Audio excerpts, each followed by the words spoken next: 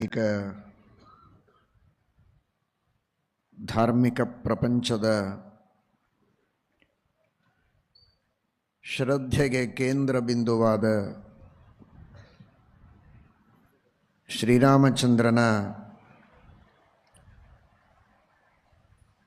ದಿವ್ಯವಾದ ಆದರ್ಶಗಳು, ಅವತಾರ ಮಾಡಿದ್ದು ಮಾನವರ ಮಧ್ಯದಲ್ಲಿ ಆಗಿದ್ದರೂ ಮಾನವನಲ್ಲದೆ ಸರ್ವೋತ್ತಮ ದೇವನಾಗಿ ಮಾನವರಿಗೆ ಶಿಕ್ಷಣವನ್ನು ನೀಡುವುದಕ್ಕೆ ಮಾನವರಂತೆ ನಟನೆ ಮಾಡಿದ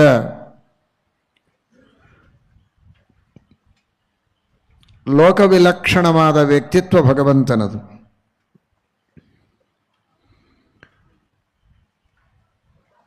ಅಮಾನಿ ಮಾನದೋ ಮಾನ್ಯ ಅಂತ ವಿಷ್ಣು ಸಹಸ್ರನಾಮ ಹೇಳುತ್ತದೆ. ಅವನು ಮಾನದ, ಮಾನವನಲ್ಲ, ಮಾನದ. ಅವನು ಕೊಟ್ಟ ಮಾನ ಜ್ಞಾನ ಅದನ್ನು ಬಳಸಿಕೊಂಡು ವರ್ತನೆ ಮಾಡುವವರು ಮಾನವರು. ಕೊನೆಗಾಣಿಸುವವನು ವೀರ್ಯವಾನ್. ಸಾಮಾನ್ಯವಾಗಿ ಜನ ತಿಳಿದದ್ದು ವೀರ್ಯ ಅಂದರೆ ಶಕ್ತಿ, ಪರಾಕ್ರಮ, ಬಲ, ದೇಹದಲ್ಲಿರುವಂತಹ ಒಂದು ವಿಶಿಷ್ಟವಾದ ಇನ್ನೊಬ್ಬರನ್ನು ಸೋಲಿಸುವ, ಯುದ್ಧವಾಡುವುದಕ್ಕೆ ಬೇಕಾದಂತಹ ಒಂದು ಸಾಮರ್ಥ್ಯ ಅಂತ. ಅದು ಸರಿ. ಆದರೆ ಇನ್ನೊಂದು ವೀರ್ಯ ಎಂಬ ಶಬ್ದದಿಂದ ಸಂಸ್ಕೃತ ಭಾಷೆಯಲ್ಲಿ ಮುಖ್ಯವಾಗಿ ಹೇಳುವಂತಹ ಅರ್ಥ ಅದು ಆರಬ್ಧಾಂತಗಾಮಿತ್ವಂ ಅಂತ. ಯಾವ ಕಾರ್ಯವನ್ನು ಪ್ರಾರಂಭ ಮಾಡಿರ್ತಾನೆ ಅದನ್ನು ಕೊನೆಗಾಣಿಸೋದು, ಅದು ವೀರ್ಯ. ದಾನ ಮಾಡಬೇಕು ಅಂತ ಒಂದು ಸಂಕಲ್ಪ ಮಾಡಿದ್ದಾನೆ, ದಾನ ಮಾಡಿ ಮುಗಿಸೋದು. ಒಂದು ದೊಡ್ಡ ಉತ್ಸವವನ್ನು ಮಾಡಬೇಕು ಅಂದರೆ ಪರಿಪೂರ್ಣ ಮಾಡಿ ಮುಗಿಸೋದು. ಒಂದು ಮನೆ ಕಟ್ಟೋದಕ್ಕೆ ಪ್ರಾರಂಭ ಮಾಡಿದರೆ ಕೊನೆಯವರೆಗೆ ಮಾಡಿ ಮುಗಿಸೋದು, ಅರ್ಧಕ್ಕೆ ನಿಲ್ಲಿಸೋದಿಲ್ಲ. ಹೀಗೆ ಅದು ವೀರ್ಯ ಅಂತ. ಪ್ರಾರಂಭ ಮಾಡಿದ ಕಾರ್ಯವನ್ನು ಪೂರ್ಣ ಮಾಡೋದೇನಿದೆ ಅದು ವೀರ್ಯ. ಶ್ರೀಮಠ್ ಟೀಕಾಕೃತ್ಪಾದರು ಶ್ರೀಮನ್ಯಾಯ ಸುಧಾದಲ್ಲಿ ಇನ್ನೂ ಒಂದು ಹೆಜ್ಜೆ ಮುಂದೆ ಹೋಗಿ ಹೇಳ್ತಾರೆ, ಆರಬ್ಧಾಂತಗಾಮಿತ್ವ ಅಷ್ಟೇ ಅಲ್ಲ, ಅಧ್ಯವಸಿತಾಂತಗಾಮಿತ್ವ ಅಂತಾರೆ. ಶೃಣ್ವೇ ವೀರ ಉಗ್ರಮುಗ್ರಂ ದಮಾಯನ್ ಅನ್ಯ ಮತನೇನೀಯ ಮಾನಃ ಅನ್ನುವ ಶ್ರುತಿಗೆ ಅರ್ಥ ಬರೀತಾ ಶ್ರೀಮಠ್ ಟೀಕಾಕೃತ್ಪಾದರು ವೀರ ಅಂದರೆ ಅಧ್ಯವಸಿತಾಂತಗಾಮಿ ಅಂತ. ಪ್ರಾರಂಭ ಮಾಡೋದಲ್ಲ, ಮನಸ್ಸಿನಲ್ಲಿ ಮಾಡಬೇಕು ಅಂತ ನಿಶ್ಚಯ ಮಾಡಿಕೊಂಡದ್ದು, ಸಂಕಲ್ಪ ಮಾಡಿದ್ದನ್ನು ಬಿಡಬಾರದು, ಪೂರ್ಣ ಮಾಡಬೇಕು ಅಂತ ಮಾಡಿದರೆ ಅವನು ವೀರ. ಇದರ ಬಗ್ಗೆ ಸರಿಯಾಗಿ ತಿಳಿಬೇಕು. ಇದರ ಅರ್ಥ ಕೆಲವುದನ್ನು ನಮಗೆ ಮಾಡಲಿಕ್ಕೆ ಆಗತ್ತೋ ಬಿಡತ್ತೋ, ಸಂಕಲ್ಪ ಮಾಡೋದೇ ಬೇಡ ಅಂತ ಭಯ ಪಡಬೇಕಾಗಿಲ್ಲ. ವೀರ ಅಂತ ಯಾರನ್ನ ಕರೆಯೋದು, ವೀರ್ಯ ಅಂದ್ರೆ ಏನು ಅಂತ ಮಾತ್ರ ಹೇಳ್ತಾ ಇದ್ದೇವೆ. ಎಲ್ಲರೂ ವೀರರಾಗಲಿಕ್ಕಿಲ್ಲ ಅಂತ ಹೇಳಿ ಸಂಕಲ್ಪ ಶೂರರಾಗೋದು ಬಿಡಬೇಕಾಗಿಲ್ಲ. ಅಷ್ಟಕ್ಕೂ ಪುಣ್ಯ ಇದೆ, ಅಷ್ಟನ್ನಾದರೂ ಮಾಡಬೇಕು. ಪ್ರಾರಂಭ ಮಾತ್ರಂ ಇಚ್ಛಾವ ವಿಷ್ಣು ಧರ್ಮೇನ ನಿಷ್ಫಲ. ಪ್ರಾರಂಭ ಮಾಡಿದರೂ ಪುಣ್ಯ ಇದೆ, ಪೂರ್ಣ ಮಾಡಿದರೆ ಪೂರ್ಣ ಪುಣ್ಯ ಇದೆ. ಪ್ರಾರಂಭ ಮಾಡಿದ್ದಕ್ಕೂ ಪುಣ್ಯ ಇದೆ. ವಿಷ್ಣು ಸಹಸ್ರನಾಮ ಪಾರಾಯಣ ಮಾಡಬೇಕು. ಪ್ರಾರಂಭ ಮಾಡಿ ಪೂರ್ಣ ಸರ್ವಪ್ರಹರಣಾಯುಧ ಅಲ್ಲಿಯವರೆಗೆ ಸಂಪೂರ್ಣವಾಗಿ ಪಾರಾಯಣ ಮಾಡಿ ಸಮರ್ಪಣೆ ಮಾಡಿದರೆ ಪರಿಪೂರ್ಣವಾದ ಪುಣ್ಯ ಬರುತ್ತದೆ. 1000 ಭಗವದ್ ರೂಪಗಳು, ಆ ಒಂದೊಂದು ರೂಪಗಳಲ್ಲಿಯೂ ಮತ್ತೆ 72 ಅಭಿನ್ನವಾದ ರೂಪಗಳು, 72,000 ರೂಪಗಳನ್ನು ಕೊಂಡಾಡುತ್ತದೆ ಅಂತ ಹೇಳ್ತಾರೆ ಶ್ರೀಮದಾಚಾರ್ಯರು. ಆ 1000 ನಾಮಗಳು. ಹಾಗೆ ನೋಡಿದರೆ ಅನಂತ ತನುವಾಚಕಂ, ಐತರೇಯ ಭಾಷ್ಯದಲ್ಲಿ ಆಚಾರ್ಯರ ಉಕ್ತಿ. ವಿಷ್ಣು ಸಹಸ್ರನಾಮ ಇದು 1000 ರೂಪಗಳನ್ನು ಹೇಳುತ್ತದೆ ಅಂತ ತಿಳಿದದ್ದು ತಪ್ಪು. 1000 ರೂಪಗಳನ್ನು ಪ್ರತಿಪಾದನೆ ಮಾಡುತ್ತದೆ, ಕೊಂಡಾಡುತ್ತದೆ ಎನ್ನುವುದು ಸತ್ಯ. 1000 ಮಾತ್ರ ಅಂತ ತಿಳಿದರೆ ತಪ್ಪು. ಅನಂತ ತನುವಾಚಕಂ, ಅನಂತ ರೂಪಗಳನ್ನು ವರ್ಣನೆ ಮಾಡುವಂತಹ ಸ್ತೋತ್ರ ಅದು ವಿಷ್ಣು ಸಹಸ್ರನಾಮ. ಅದಕ್ಕೆ ಸಮಾನವಾದ ಸ್ತೋತ್ರ ಇಲ್ಲ, ಅಂತಹ ಉತ್ತಮವಾದ ಸ್ತೋತ್ರ ಅಂತ ಅದನ್ನು ಕೊಂಡಾಡಿದ್ದಾರೆ. ಮತ್ತು ಸಹಸ್ರ ಸಹಸ್ರ ಅಂತಾರಲ್ಲ, ಏನಿದು ಸಹಸ್ರ? ಸಾವಿರ ಅಂತ ತಾನೇ ಅರ್ಥ ಅಲ್ಲ ಅಂತಾರೆ ಆಚಾರ್ಯರು, ಶ್ರೀಮದ್ ಆನಂದ ತೀರ್ಥ ಭಗವತ್ಪಾದಾಚಾರ್ಯರು. ಸಹಸ್ರ ಅಂದರೆ ಸಹಸರತೀತಿ ಸಹಸ್ರಂ, ಭಗವಂತನ ರೂಪ ಮುಂದೆ ಹೋದಾಗೆ ಅದರ ಜೊತೆ ಜೊತೆಗೆ ಸರೆಯುವುದು. ಸಹಸರ ಸಹಸ್ರ, ಸಹಸರತಿ ದೇವರ ಒಂದು ರೂಪ, ಆ ಒಂದು ರೂಪವನ್ನು ಕೊಂಡಾಡುತ್ತೆ. ಎರಡನ್ನು ಕೊಂಡಾಡುತ್ತದೆ. ಮೂರನ್ನು ಕೊಂಡಾಡುತ್ತದೆ. ಆ ರೂಪಗಳು ಹೇಗೆ ಮುಂದೆ ಸಾಗತ್ತೋ ಹಾಗೆ ಅವನನ್ನು ಕೊಂಡಾಡುವುದಕ್ಕೆ ಅವನ ಜೊತೆ ಜೊತೆಗೆ ಸರೆಯುವುದು, ಅದು ಸಹಸ್ರ ಅಂತ ಶ್ರೀಮದ್ ಆನಂದ ತೀರ್ಥ ಭಗವತ್ಪಾದಾಚಾರ್ಯರ ವ್ಯಾಖ್ಯಾನ. ಅಂತಹ ಅನಂತ ರೂಪಗಳನ್ನು ಕೊಂಡಾಡುವ ಆ ವಿಷ್ಣು ಸಹಸ್ರನಾಮ, ಆ ವಿಷ್ಣು ಸಹಸ್ರನಾಮ ಪ್ರತಿಪಾದ್ಯವಾದ 72,000 ಭಗವಂತನ ರೂಪಗಳು, 36,000 ಪುರುಷ ರೂಪ, 36,000 ಸ್ತ್ರೀ ರೂಪ. ನಮ್ಮ ದೇಹದ ಬಲಭಾಗದಲ್ಲಿರುವ 36,000 ನಾಡಿ, ಎಡಭಾಗದಲ್ಲಿರುವ 36,000 ನಾಡಿಗಳಲ್ಲಿವೆ. ಆ ಭಗವತ್ ಚಿಂತನವನ್ನು ಚೆನ್ನಾಗಿ ಮಾಡಿದರೆ ಯಾವಾಗಲೂ ಭಗವಂತನ ಸನ್ನಿಧಾನ ಚೆನ್ನಾಗಿರುತ್ತೆ. ನಮ್ಮ ದೇಹದಲ್ಲಿರುವ ಎಲ್ಲ ರಕ್ತದ ನಾಡಿಗಳು ಶುದ್ಧವಾಗಿರುತ್ತದೆ, ಚೆನ್ನಾಗಿ ರಕ್ತದ ಸಂಚಾರವಾಗ್ತದೆ, ಜ್ಞಾನೋದಯವಾಗ್ತದೆ, ಮೋಕ್ಷವಾಗ್ತದೆ. ಇಹಲೋಕದಲ್ಲಿಯೂ ಪರಲೋಕದಲ್ಲಿಯೂ ಮೋಕ್ಷದಲ್ಲಿಯೂ ಸುಖವಾಗಿರ್ತಾನೆ. ಅಂತಹ ಶ್ರೇಷ್ಠವಾದದ್ದು ಪ್ರಾರಂಭ ಮಾಡಿದ. ವಿಶ್ವಂ ವಿಷ್ಣುರು ವಷಟ್ಕಾರ, ಅಷ್ಟರಲ್ಲಿ ಏನೋ ವಿಘ್ನ ಬಂತು, ಆಗಲಿಲ್ಲ, ತಪ್ಪಿಲ್ಲ, ಇಷ್ಟೇ ಅಂದನಲ್ಲ, ಒಂದು ಪಾದವನ್ನು ಪಾರಾಯಣ ಮಾಡಿದ್ದಕ್ಕೆ ದೇವರ ಪಾದ ಅವನ ತಲೆಯ ಮೇಲಿದೆ ಅಂತ ಅರ್ಥ. ಒಂದು ಶ್ಲೋಕ ಪಾರಾಯಣ ಮಾಡಿದರೂ ಅವನ ಶೋಕ ಹೋಯಿತು ಅಂತ ಅರ್ಥ. ಪೂರ್ಣ ಪಾರಾಯಣ ಮಾಡಿದರೆ ಭಗವಂತನ ಪೂರ್ಣಾನುಗ್ರಹವಾಗತ್ತೆ. ಆದರೆ ಪ್ರಾರಂಭ ಮಾತ್ರ, ಇನ್ನೊಂದು ಪ್ರಾರಂಭನೂ ಮಾಡಲಿಕ್ಕಾಗಿಲ್ಲ, ಮಾಡಬೇಕು ಅಂತ ಅನ್ಕೊಂಡ, ಏನೋ ವಿಘ್ನ ಬಂತು. ಅಷ್ಟಕ್ಕೂ ಪುಣ್ಯ ಇದೆ. ಎಷ್ಟಕ್ಕೆ? ವಿಘ್ನ ಬಂದದ್ದಕ್ಕಲ್ಲ, ಇಚ್ಛಾ ಮಾಡಿದ್ದಕ್ಕೆ. ಪ್ರಾರಂಭ ಮಾತ್ರ ಇಚ್ಛಾವಾ ವಿಷ್ಣು ಧರ್ಮೇನ ನಿಷ್ಫಲ. ಗೀತಾ ತಾತ್ಪರ್ಯದಲ್ಲಿ ಆಚಾರ್ಯರ ಉಕ್ತಿ ತಿಳಿದುಕೊಳ್ಳಿ. ಒಳ್ಳೆ ಇಚ್ಛೆಗಳನ್ನಾದರೂ ಮಾಡೋದಕ್ಕೆ ಕಲಿಯೋಣ, ಸಂಕಲ್ಪಗಳನ್ನು, ಶುಭ ಸಂಕಲ್ಪಗಳನ್ನು ಮಾಡುವುದಕ್ಕೆ ಕಲಿಯೋಣ. ಅಂತಹ ಸಂಕಲ್ಪಕ್ಕೂ ಪುಣ್ಯ ಇದೆ. ಆದರೆ ವೀರ್ಯ ಅಂತ ಯಾವಾಗ ಹೇಳೋದು ಅಂದರೆ, ಸಂಕಲ್ಪ ಮಾಡೋದರಿಂದ ಪುಣ್ಯ ಬರಬಹುದು, ಆದರೆ ಪೂರ್ಣ ಮಾಡಿದರೆ ಬರೋ ಪುಣ್ಯ ಹೇಗೆ ಬರುತ್ತೆ? ಬರೋದಿಲ್ಲ. ಎಷ್ಟು ಬೇಕೋ ಅಷ್ಟೇ ಕೊಡ್ತಾನೆ. ಅಧ್ಯವಸಿತಾಂತಗಾಮಿ ಅಂದರೆ ಸಂಕಲ್ಪ ಮಾಡಿದ್ದನ್ನು ಪೂರ್ಣಗೊಳಿಸುವ ವ್ಯಕ್ತಿ, ಅವನು ವೀರ. ಅವನಲ್ಲಿರೋದು ವೀರ್ಯ. ಆ ವೀರ್ಯ ಇದು ಬಹಳ ಮಹತ್ವ.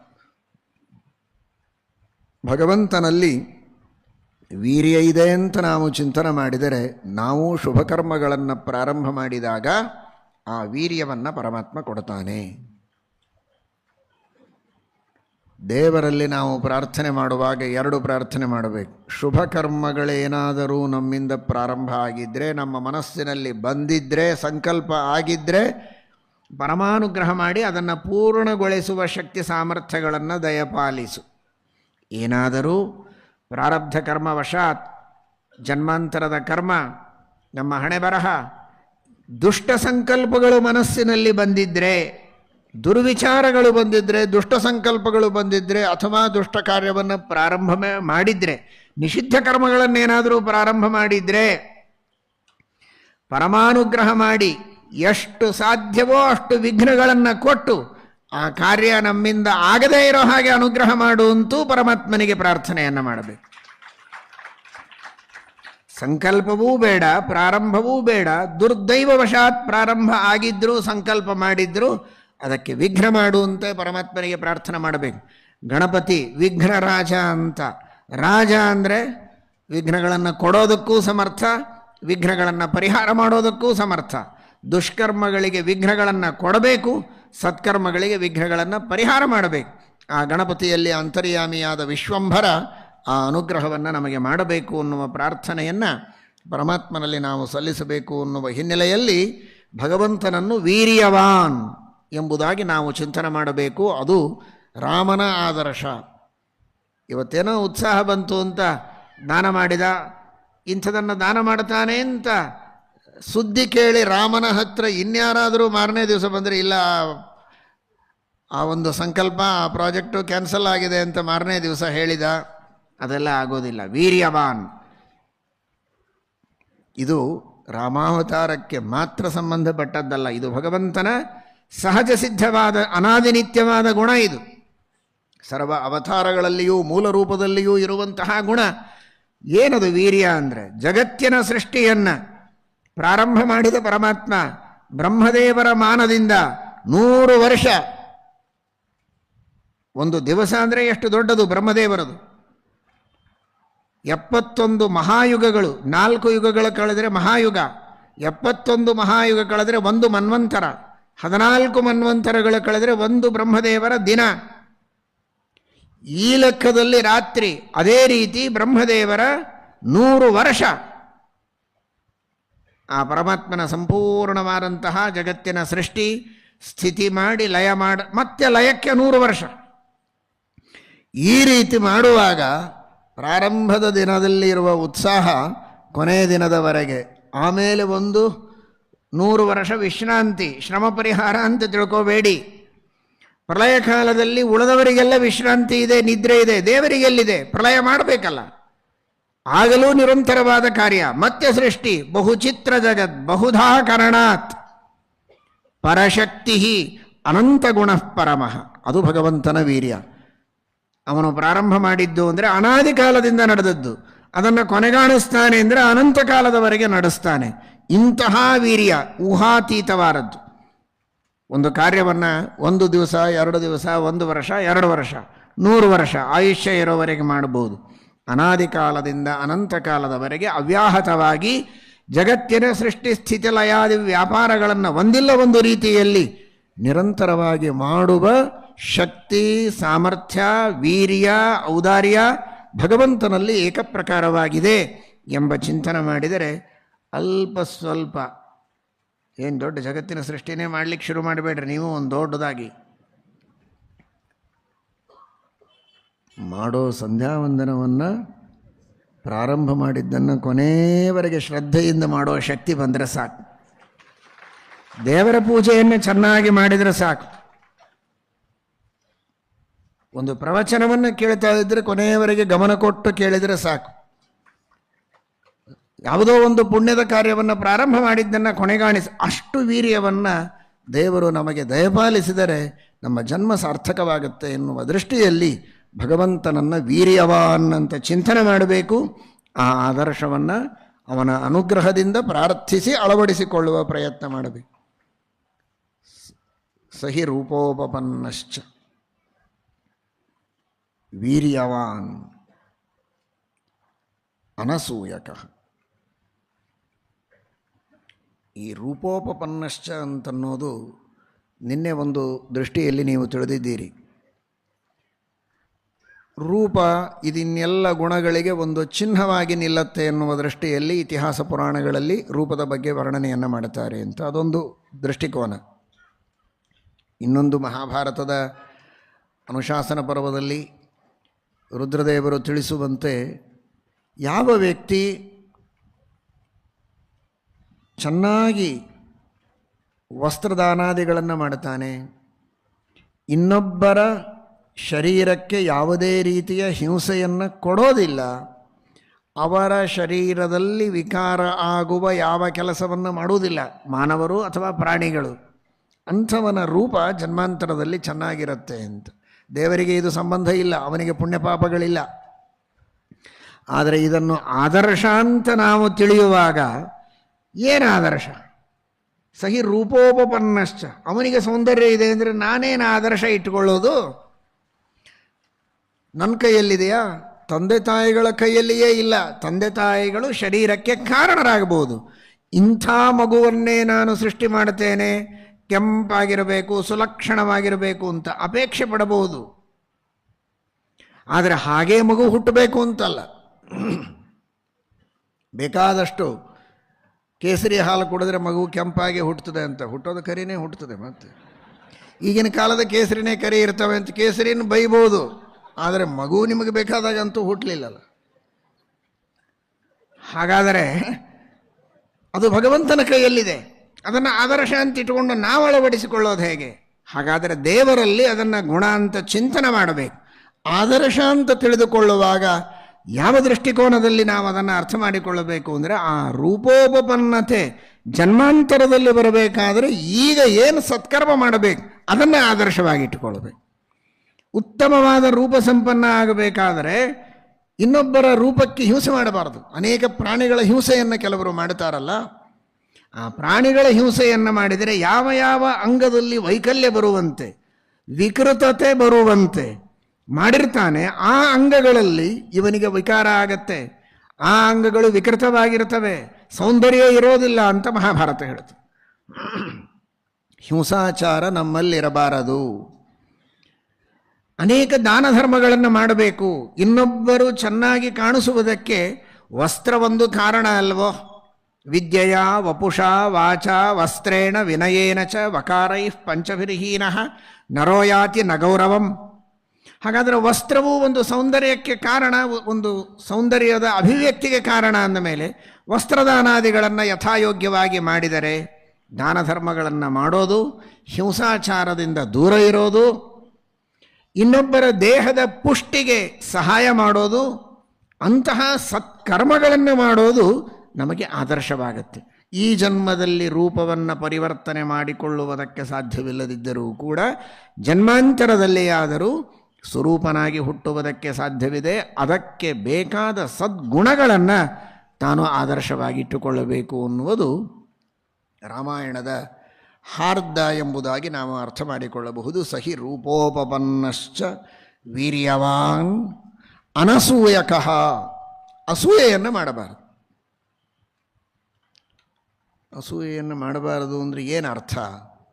ಅರ್ಥ ತಿಳಿದುಕೊಂಡ್ರೆ ಅಳವಡಿಸಿಕೊಳ್ಬೋದು. ಅರ್ಥ ಏನು ಅಂತ ತಿಳಿಸಿಕೊಡ್ತಾರೆ. ಗುಣಗಳನ್ನು ದೋಷ ಅಂತ ಭಾವಿಸುವುದೇನಿದೆ ಇದಕ್ಕೆ ಅಸೂಯ ಅಂತಾರೆ. ಗುಣೇಶು ದೋಷತ್ವಾವಿಷ್ಕರಣಂ ಅಸೂಯ ಅಂತ.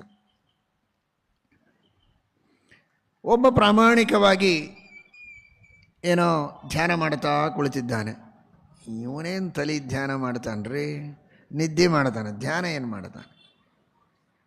ಯಾರೋ ತನ್ನ ಪಾಡಿಗೆ ತಾನು ಧ್ಯಾನ ಮಾಡ್ತಾ ಇರುವಾಗ ಸಜ್ಜನ ಭಕ್ತಿಯಿಂದ ದೇವರ ಧ್ಯಾನ ಮಾಡ್ತಾ ಇದ್ದಾನೆ. ನಾವು ಮಾತಾಡಬಾರದು, ಅವನಿಗೆ ವಿಘ್ನ ಆಗಬಾರದು, ಅವನ ಪಾಡಿಗೆ ಅವನ ಧ್ಯಾನ ಮಾಡಲಿ, ಪುಣ್ಯಾತ್ಮ ಮಾಡಲಿ ಅಂತ ಇಷ್ಟೇ ಹೇಳಿದರೆ ನಿಮಗೆ ಪುಣ್ಯ ಬರ್ತದೆ. ನೀವೇನು ಮಾಡ್ತಾ ಇಲ್ಲ ಧ್ಯಾನ, ಉಪ್ಪಿಟ್ಟು ತಿಂತಾ ಇದ್ದೀರಿ. ಪಕ್ಕದಲ್ಲಿ ಒಬ್ಬ ಧ್ಯಾನ ಮಾಡ್ತಾ ಇದ್ದಾನೆ. ಸುಮ್ಮನೆ ನಿಮ್ಮ ಪಾಡಿಗೆ ನೀವು ಉಪ್ಪಿಟ್ಟು ತಿಂದು ಹೋದರೆ ಸಾಕು, ಅವನಿಗೆ ತೊಂದರೆ ಕೊಡದೇ ಇದ್ದರೆ ನಿಮಗೆ ಪುಣ್ಯ ಬರ್ತದೆ. ಮಾಡಲಿ ಅವನು ಅಂತ ನಗೋದಕ್ಕೆ ಹೇಳಿಲ್ಲ. ಕರ್ತು ಶಾಸ್ತು ಅನುಜ್ಞಾತು ತುಲ್ಯಂ ಯತ್ ಪ್ರೇತ್ಯ ತತ್ಫಲಂ. ಶ್ರೀಮದ್ ಭಾಗವತದ ವಚನ ಇದು. ಅನುಜ್ಞಾತು, ನೀವು ಆಜ್ಞೆ ಕೊಟ್ಟವರಲ್ಲ, ಅನುಜ್ಞಾ, ಅನುಮೋದನ ಮಾಡಿದರು. ಮಾಡಲಿ ಬಿಡು ಪಾಪ, ಅವನು ಇಷ್ಟಂದ್ರೆ ನಿಮಗೆ ಪುಣ್ಯ ಬರ್ತದೆ. ಯಾಕೆ? ಅವನೇನು ಢೋಂಗಿ ಮಾಡ್ತಾನೆ, ಅದೇನು ನಿಜವಾದ ಧ್ಯಾನ? ಗುಣವನ್ನು ದೋಷ ಅಂತ ಚಿಂತನ. ಇದು ಯಾಕೆ? ನನಗೆ ಮಾಡಲಿಕ್ಕೆ ಆಗ್ತಾ ಇಲ್ಲ ಧ್ಯಾನ ಅಂತ, ಅವನು ಮಾಡೋ ಧ್ಯಾನವನ್ನು ಧ್ಯಾನ ಅಂತ ಒಪ್ಪಲಿಕ್ಕೆ ಆಗ್ತಾ ಇಲ್ಲ ನನಗೆ. ಗುಣ ಅಂದರೆ ನನ್ನಲ್ಲಿರಬೇಕು, ನನ್ನನ್ನು ಬಿಟ್ಟರೆ ಇನ್ನೆಲ್ಲರಲ್ಲಿ ಇದ್ದದ್ದು ದೋಷನೇ ಅನ್ನೋ ಅಂತಹ ಏನೋ ಒಂದು ದುರಹಂಕಾರದಿಂದ ಇನ್ನೊಬ್ಬರ ಗುಣವನ್ನು ದೋಷ ಅಂತ ಚಿಂತನೆ ಮಾಡೋದು. ಪ್ರಾಮಾಣಿಕವಾದ ಮನಸ್ಸಿನಿಂದ ದಾನ ಮಾಡ್ತಾ ಇರ್ತಾರೆ, ಇನ್ನೊಬ್ಬರಿಗೆ ಕಷ್ಟದಲ್ಲಿದ್ದವರಿಗೆ ಸಹಾಯ ಮಾಡ್ತಾನೆ. ಆ ಗುಣವನ್ನು ನಾವು ಅಳವಡಿಸಿಕೊಳ್ಳಬೇಕು. ಇಲ್ಲ ಪ್ರಶಂಸೆ ಆದರೂ ಮಾಡಬೇಕು ಕೊನೆ ಪಕ್ಷ. ಅದು ಬಿಟ್ಟು ಅವನೇನು ಸುಮ್ಮನೆ ಡೊಂಗಿ ಮಾಡ್ತಾನೆ, ಹೆಸರಿಗಾಗಿ ಮಾಡ್ತಾನೆ. ಹೆಸರಿಗಾಗಿ ಮಾಡುವವರು ಇದ್ದಾರೆ ಪ್ರಪಂಚದಲ್ಲಿ, ಇಲ್ಲ ಅಂತಲ್ಲ. ಆದರೆ ಅಂದ ಮಾತ್ರಕ್ಕೆ ಎಲ್ಲರೂ ಹಾಗೇ ಇರಬೇಕು ಅಂತಲ್ಲ. ಪ್ರಾಮಾಣಿಕವಾಗಿ ದಾನ ಮಾಡುವಂತಹ ಮನಸ್ಸಿನಿಂದ ಮಾಡ್ತಾ ಇದ್ದರೆ ಒಳ್ಳೆಯ ಕೆಲಸ ಮಾಡ್ತಾ ಇದ್ದಾನೆ ಅಂತ ಪ್ರಶಂಸೆ ಮಾಡಿದ್ದಕ್ಕೂ ಪುಣ್ಯ ಇದೆ. ಪ್ರಶಂಸೆ ಮಾಡುವ ಸಂದರ್ಭದಲ್ಲಿ ನಾನು ಹಾಗೆ ಮಾಡಿದರೆ ಒಳ್ಳೆಯದಾದೀತು ಅನ್ನುವಂತಹ ಒಂದು ಗುಣವನ್ನು ಸ್ವಾಗತಿಸುವ ಪ್ರವೃತ್ತಿಯು ಇವನಲ್ಲಿ ಬೆಳೆದರೆ ಇವನು ಗುಣವಂತನಾಗ್ತಾನೆ.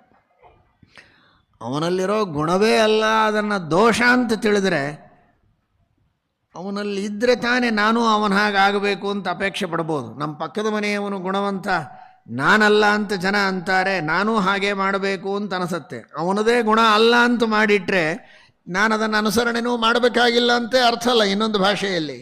ಹಾಗಾದರೆ ಇವನೇನಾದ? ನಿರ್ಗುಣನಾದ. ಬರೋ ಗುಣಕ್ಕೆ ಬಾಗಿಲು ಹಾಕಿದ, ಸ್ವಾಗತ ಮಾಡಲಿಲ್ಲ ಅಂತಾಯಿತು. ಎಂದಿಗೂ ಗುಣದಲ್ಲಿ ಅಸೂಯೆಯನ್ನು ಮಾಡಬೇಡಿ, ಗುಣವಂತಿಕೆಯನ್ನು ಪ್ರೀತಿಸಿ. ದೇವರು ಮಾಡುವ ಸೃಷ್ಟಿಯ ಬಗ್ಗೆ ವರ್ಣನೆ ಮಾಡಿದರಂತೆ ದೇವತೆಗಳು. ಆ ಭಗವಂತನ ಗುಣಗಳನ್ನು ವರ್ಣನೆ ಮಾಡಿದರೆ ನಮಗೆ ಗುಣಗಳು ಬರ್ತದೆ. ದೇವರ ಬಗ್ಗೆನೇ ಅಸೂಯೆ ಮಾಡುವವರಿದ್ದಾರೆ ಅಂತ ಭಗವದ್ಗೀತೆಯಲ್ಲಿ ಕೃಷ್ಣ ಹೇಳ್ತಾನೆ. ನಚಮಾಂ ಯೋಭ್ಯಸೂಯತಿ. ಕೃಷ್ಣ ಹೇಳ್ತಾನೆ, ಇನ್ನುಳಿದವರ ಪಾಡೇನು, ನನ್ನನ್ನೇ ಅಸೂಯೆ ಮಾಡಬೇಡಿ. ನನ್ನನ್ನು ಅಸೂಯೆ ಮಾಡಿದರೆ ಏನು ಪ್ರಯೋಜನ ಇಲ್ಲ. ಈ ಗೀತೆಯಲ್ಲಿ ಹೇಳಿದ ಕರ್ಮಗಳನ್ನು ಮಾಡಿ ಜ್ಞಾನವನ್ನು ಪಡೆದು ಗೀತಾಧ್ಯಯನ ಮಾಡಿಯೂ ವ್ಯರ್ಥ. ದೇವರ ಗುಣಗಳನ್ನು ಗುಣಗಳಿವೆ ಅಂತ ನಂಬಬೇಕು. ದೇವರಲ್ಲೇ ಗುಣಗಳಿಲ್ಲ ಅಂತ ಹೇಳಿದರೆ, ದೇವರಲ್ಲೇ ಗುಣಗಳಿದೆ ಎನ್ನುವುದಕ್ಕೂ ಅಸೂಯೆ ಪಟ್ಟರೆ ಇನ್ನೇನು ಗತಿ ಆಗಬೇಕು? ಸಾಮಾನ್ಯರ ಗುಣಗಳ ಬಗ್ಗೆ ಅಸೂಯೆ ಪಟ್ಟರೇನೆ ಅಧೋಗತಿ. ದೇವರ ಗುಣಗಳ ಬಗ್ಗೆನೇ ಅಸೂಯೆ ಪಟ್ಟರಂತೂ ಅಂಧತಮಸವೇ ಆಗ್ತದೆ. ಎಂದಿಗೂ ಭಗವಂತನ ಗುಣಗಳ ಬಗ್ಗೆ ಅಂತೂ ಅಸೂಯೆ ಪಡಲೇಬಾರದು ಅಂತ ಕೃಷ್ಣ ಹೇಳ್ತಾನೆ. ನಚಮಾಂ ಯೋಭ್ಯಸೂಯತಿ. ಅಂಥವನು ಗೀತಾಧ್ಯಯನ ಮಾಡಿದರೆ ಅದಕ್ಕೆ ಫಲ ಇದೆ ಅಂತ. ಹಾಗಾಗಿ ಅನಸೂಯಕಃ, ಎಂದಿಗೂ ಭಗವಂತನ ಗುಣಗಳ ಬಗ್ಗೆ ಅಂತೂ ಸರಿ, ದೇವತೆಗಳು, ಋಷಿಗಳು, ಮುನಿಗಳು, ಜ್ಞಾನಿಗಳು, ದೊಡ್ಡವರ ಬಗ್ಗೆ ಅಂತೂ ಸರಿ, ತನ್ನ ಸಮಕಾಲದಲ್ಲಿದ್ದ ಸಜ್ಜನರು, ಮಹಾತ್ಮರು, ಪುಣ್ಯಾತ್ಮರು, ಭೂತಾತ್ಮರು, ಮಹಿತಾತ್ಮರು, ಧನ್ಯಾತ್ಮರು ಅಂತೇನಿದ್ದಾರೆ, ಅಂಥವರ ಗುಣಗಳನ್ನು ಕಂಡು ಅಸೂಯೆಯನ್ನು ಪಡಬಾರದು, ಸಂತೋಷ ಪಡಿಸಬೇಕು, ಅವರನ್ನು ಪ್ರಶಂಸೆ ಮಾಡಬೇಕು, ಮುಕ್ತ ಕಂಠದಿಂದ ಪ್ರಶಂಸೆ ಮಾಡಬೇಕು, ಪ್ರಾಮಾಣಿಕವಾದ ಹೃದಯದಿಂದ ಪ್ರಶಂಸೆ ಮಾಡಬೇಕು, ತೋರಿಕೆಗೆ ಅಲ್ಲ. ಅದು ಇವನ ಗುಣವಂತಿಕೆಯ ಅಭಿವೃದ್ಧಿಗೆ ಕಾರಣವಾಗ್ತದೆ ಎಂಬುದಾಗಿ ಶ್ರೀಮನ್ ಮಹಾಭಾರತ ಹಾಗೂ ರಾಮಾಯಣಗಳು ತಿಳಿಸಿಕೊಡ್ತವೆ. ಸಹಿ ರೂಪೋಪಪನ್ನಶ್ಚ ವೀರ್ಯವಾನ್ ಅನಸೂಯಕಃ. ಇದರರ್ಥ ದೇವರಿಗಿಂತಲೂ ಹೆಚ್ಚು ಗುಣ ಯಾರಿಗೋ ಇತ್ತು, ಆದರೂ ಅಸೂಯೆ ಮಾಡಲಿಲ್ಲ ದೇವರು ಅಂತ ತಿಳ್ಕೊಬೇಡ್ರಿ. ಇಲ್ಲವೇ ಇಲ್ಲ. ಏನಿದೆ ಆ ಗುಣವನ್ನು ಗುಣ ಅಂತ ನಂಬಿ ಅನುಗ್ರಹ ಮಾಡ್ತಾ ಇದ್ದ. ಸಣ್ಣ ಮಗು ಇದ್ದರೂ ಅವನಲ್ಲಿರುವ ಗುಣಕ್ಕೆ, ನೀವೇ ಪ್ರಸಿದ್ಧವಾದ ಕಥೆಯನ್ನು ಕೇಳಿದ್ದೀರಿ, ಅಳಿಲು ಸೇವೆ ಅಂತ. ದೊಡ್ಡ ದೊಡ್ಡ ಕಪಿಗಳು, ದೇವಾವತಾರರವರೆಲ್ಲ ಪರ್ವತಗಳನ್ನೇ, ಶಿಖರಗಳನ್ನೇ ಎತ್ತೆತ್ತಿ ತಂದು ಸಮುದ್ರದಲ್ಲಿ ಹಾಕ್ತಾ ಇದ್ದಾರೆ ಸೇತುವೆಯನ್ನು ಕಟ್ಟಬೇಕಾದರೆ. ಅಂತಹ ಮಹಾಸಮರ್ಥರಾದ ಕಪಿಗಳು ಗುಡ್ಡಗಳನ್ನು ಎತ್ತಿ ಹಾಕ್ತಾ ಇದ್ದಾರೆ. ತಾನು ಉಸುಕಿನ ಮೇಲೆ ಹೊರಳಾಡಿ ಆ ಉಸುಕನ್ನು ತಂದು ನೀರಲ್ಲಿ ಹಾಕ್ತಾ ಇದ್ದರೆ ಆ ಅಳಿಲಿಗೂ ಪರಮಾತ್ಮ ಅನುಗ್ರಹ ಮಾಡಿದ ಅಂತ ಕೇಳ್ತೇವೆ.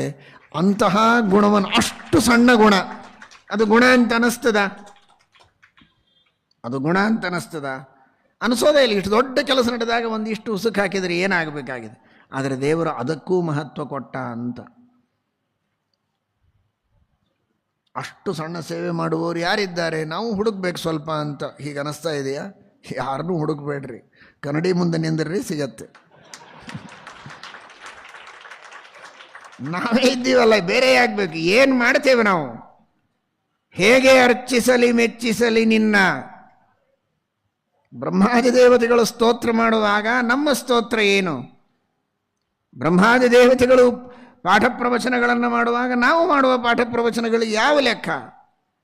ಏನು ಅನ್ನದಾನ, ಏನು ಜ್ಞಾನದಾನ, ಯಾವ ಪೂಜೆ, ಏನು ಸಂಧ್ಯಾವಂದನ, ಏನು ವೇದ ಪಾರಾಯಣ, ಯಾವುದೂ ದೊಡ್ಡದಲ್ಲ. ಬಹಳ ಬಹಳ ಬಹಳ ಸಣ್ಣದು.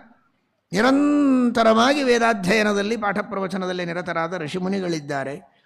ಅಖಂಡವಾಗಿ ಸ್ತೋತ್ರ ಮಾಡುವ ಬ್ರಹ್ಮಾದಿ ದೇವತೆಗಳಿದ್ದಾರೆ. ಆರಾಧಿತೋ ಯೋ ಬ್ರಹ್ಮಾದ್ಯೈಹಿ ಭಕ್ತಿಜ್ಞಾನ ದಯಾದಿಭಿ ಕಿಂ ತಸ್ಯ ಕಾಮುಕ ಜನೈಃ ಕೃತಯ ಪರಿಚರ್ಯಯ. ಕಾಮದ ಸೋಂಕು ತಾಗದೇ ಇದ್ದಂತೆ ಬ್ರಹ್ಮಾದಿ ದೇವತೆಗಳು ನಿಷ್ಕಾಮವಾಗಿ ಅವಿರತವಾಗಿ ಭಗವಂತನ ಸೇವೆ ಪೂಜೆಯನ್ನು ಮಾಡುತ್ತಾ ಇರುವಾಗ, ಕಾಮದ ಕೊಳಚೆಯಲ್ಲಿ ಮುಳುಗಿದ್ದು ಇದು ಬೇಕು ಅದು ಬೇಕು ಅಂತ ಬೇಡಿ ಬಯಸಿ ಕಾಡಿ ಆ ಭಗವಂತನನ್ನು ಪೂಜೆ ಮಾಡುವ ಪಾಮರರ ಪೂಜೆಯಿಂದ ಆ ಭಗವಂತನಿಗೆ ಏನಾಗಬೇಕಾಗಿದೆ? ನಾವೆಲ್ಲ ಪಾಮರರು, ಅವನು ಅಪಾಮರ. ಅಮರ ಅಂದರೆ ದೇವತೆ, ಅಪ ಅಂದರೆ ಅವನಿಗೆ ಯಾರೂ ಪಾಲಕರಿಲ್ಲ. ಪಾಮರರು ಮಾಡುವ ನಮ್ಮ ಪೂಜೆ ಆ ಅಪಾಮರನಿಗೆ ಯಾಕೆ ಬೇಕು? ಆದರೂ ಅದನ್ನು ಸ್ವೀಕಾರ ಮಾಡುತ್ತಾನೆ. ಅದು ಅವನ ದಯೆ. ನಹೀಂದಿರಾರಾಧ್ಯ ಪದೋ ಮುಕುಂದ ದುರ್ವಾಂಕುರೈರ್ಮಂದಧನೈರಪೂಜ್ಯ. ಜಗತ್ತಿನ ಸಂಪತ್ತಿನ ಒಡತಿಯಾದ ಮಹಾಲಕ್ಷ್ಮಿ ಸಕಲ ಸಂಪತ್ತುಗಳನ್ನು ಪಾದಕ್ಕೆ ಹಾಕಿ ಪೂಜೆಯನ್ನು ಮಾಡುವುದಕ್ಕೆ ಸಿದ್ಧಳಿದ್ದಾಳೆ, ಮಾಡುತ್ತಾಳೆ. ಏನು ಧನ್ಯಳೋ ಲಕ್ಷ್ಮಿ, ಎಂಥ ಮಾನ್ಯಳು. ಅಂತಹ ಮಹಾಲಕ್ಷ್ಮಿಯ ಮಹಾವೈಭವದ ಪೂಜೆ, ಮಹಾಭಕ್ತಿಯ ಪೂಜೆ, ಬರೀ ವೈಭವ ಅಲ್ಲ, ಪರಮಭಕ್ತಿಯಿಂದ ಮಾಡುವ ಪೂಜೆ ಇದ್ದಾಗ ಅತ್ಯಲ್ಪ ಭಕ್ತಿ, ಅತ್ಯಲ್ಪ ಸಂಪತ್ತು, ಅಂತಹ ಅಲ್ಪ ಸೇವೆಯನ್ನು ದೇವರು ಸ್ವೀಕಾರ ಮಾಡ್ತಾನೆ ಅಂದರೆ ನಾವೆಲ್ಲ ಅಳಿಲು. ಆದರೂ ಪರಮಾತ್ಮ ನಮ್ಮೆಲ್ಲರ ಸೇವೆಯನ್ನು ಸ್ವೀಕಾರ ಮಾಡುತ್ತಾನೆ ಎನ್ನುವುದೇ ಆ ಭಗವಂತನ ಬಹಳ ದೊಡ್ಡದಾದಂತಹ ಅನಸೂಯ. ಆ ಗುಣವನ್ನು, ಅಷ್ಟು ಸಣ್ಣ ಗುಣವನ್ನು ದೋಷ ಅಂತ ಸಹಜವಾಗಿ ದೇವರು ಹೇಳ್ಬಿಡೋದು. ನಿಂದೇನು ಪೂಜೆ ಅಂತ ಅನ್ಬೋದು. ಆದರೂ ಹಾಗನ್ನದೇ ಆ ಪರಮಾತ್ಮ ಅದನ್ನು ಸ್ವೀಕಾರ ಮಾಡ್ತಾನೆ. ಅದನ್ನು ದೋಷ ಅಂತ ಅನ್ನೋದಿಲ್ಲ. ಇದೇ ಅವನ ಅನಸೂಯತ್ವ, ಅನಸೂಯಕಃ. ಯಾಕೆ ಅಂದರೆ ಸ್ವಾರ್ಥ ಏನಾದರೂ ಇದ್ದರೆ ಇದೆಲ್ಲ ಬರ್ತದೆ. ಅವನಿಗೆ ಸ್ವಾರ್ಥನೇ ಇಲ್ಲ, ಅವನ ಆನಂದಕ್ಕೆ ಕೊರತೆ ಇಲ್ಲ, ಪರಿಪೂರ್ಣವಾದ ವ್ಯಕ್ತಿತ್ವ ಪರಮಾತ್ಮನದು. ಹೀಗಾಗಿ ಅನಸೂಯಕಃ. ಯಾಕೆ ಅಂದರೆ ಅನ ಅಂದರೆ ಮುಖ್ಯ ಪ್ರಾಣದೇವರು, ಅನಸು ಅಂದರೆ ಮುಖ್ಯ ಪ್ರಾಣನ ತಾಯಿ ಲಕ್ಷ್ಮೀದೇವಿ, ಹೌದಲ್ಲ? ಸು ಅಂದರೆ ಹೆತ್ತವಳು, ಅನ ಮುಖ್ಯ ಪ್ರಾಣ.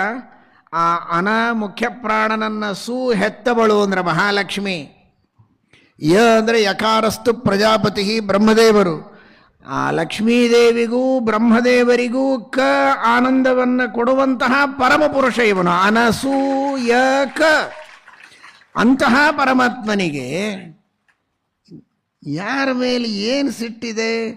ಯಾರನ್ನು ಯಾಕೆ ಅವನು? ತನಗೇನಾದರೂ ಸ್ವಾರ್ಥ ಇದ್ದರೆ, ತಾನಿನ್ನೂ ಬೆಳೀಬೇಕು ಅಂತಿದ್ರೆ ಆ ರೀತಿ ಬೆಳೆಯಬೇಕು ಅಂತ ಕೆಲವರು ಅಪೇಕ್ಷೆ ಬಿಡ್ತಾರೆ. ಆ ರೀತಿ ಅಂದರೆ ಗೊತ್ತಾಯ್ತಾ?